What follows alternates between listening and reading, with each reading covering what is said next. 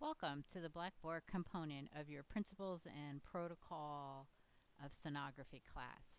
These PowerPoints and the quiz that follows will enhance what we will be doing in the lab.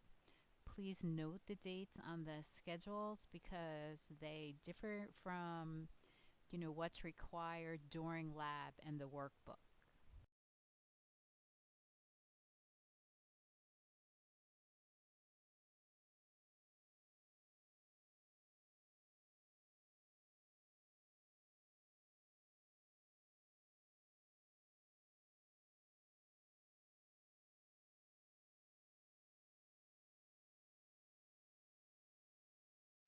So now that you've read that very technical term of the physics of ultrasound, what does that all mean to you?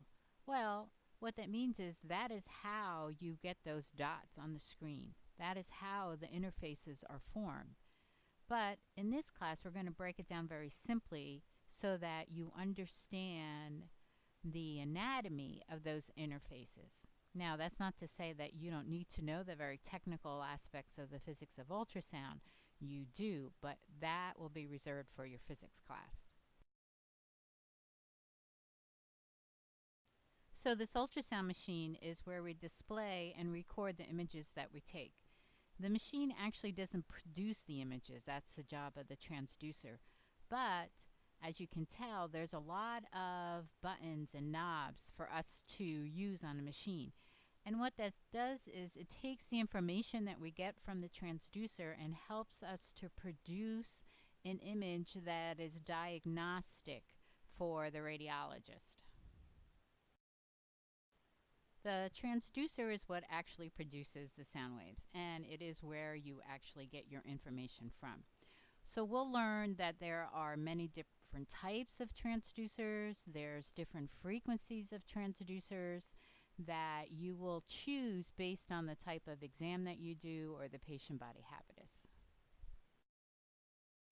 So the interaction of the ultrasound machine, the transducer, and your hand moving that transducer on the patient's area of interest is going to produce this image.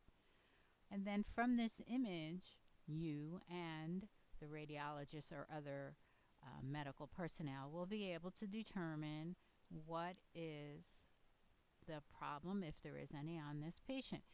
The thing for us to know is, are these echoes normal and are they correct? So that is what we're going to learn, is what is a normal liver supposed to look like? What is a normal kidney supposed to look like, or a uterus? You're going to hear this over and over from me. You have to know normal anatomy, because without knowing normal anatomy, you're going to miss the abnormal.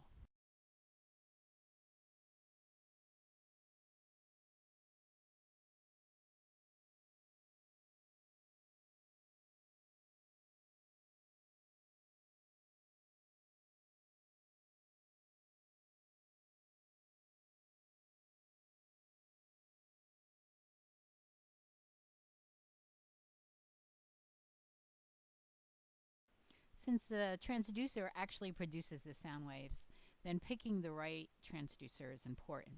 So you have to look at the patient body habitus and know the exam that you are doing. So the transducers will be in frequencies. And there's what's considered high frequency transducers, and those are greater than 7.5 megahertz. So they have shorter wavelengths. Now the shorter wavelengths will give you better resolution, but because they're shorter, they can't penetrate as well as a lower frequency transducer, which will have a little bit less resolution, but because the sound waves are longer, they're able to penetrate deeper. So if you were doing a patient for a pelvic ultrasound and she was a normal sized patient, you would need to penetrate.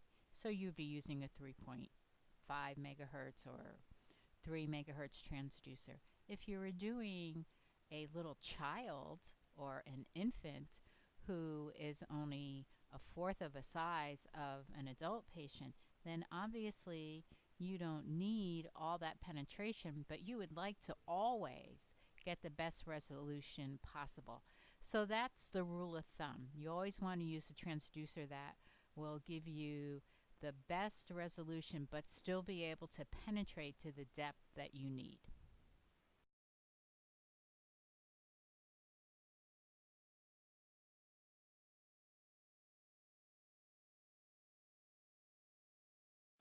Did you pick C for that last question?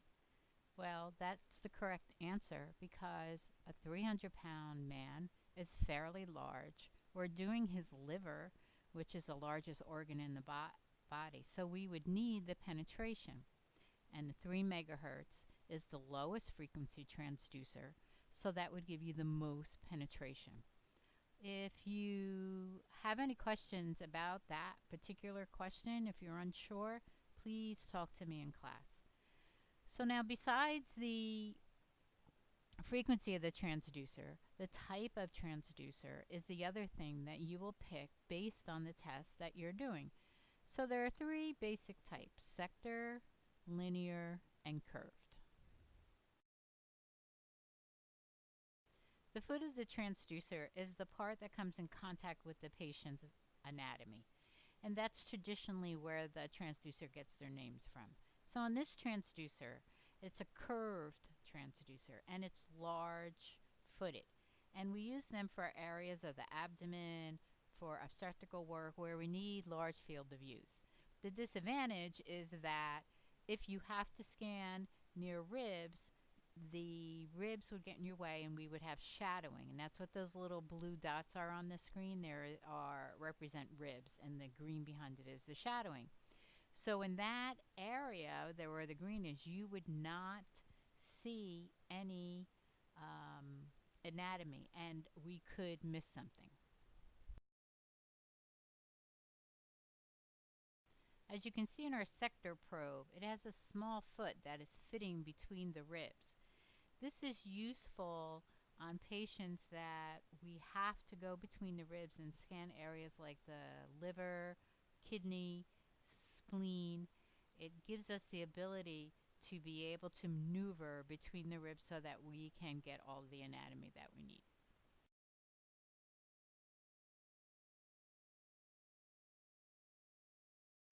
The linear transducer is also a larger foot, but it's flat.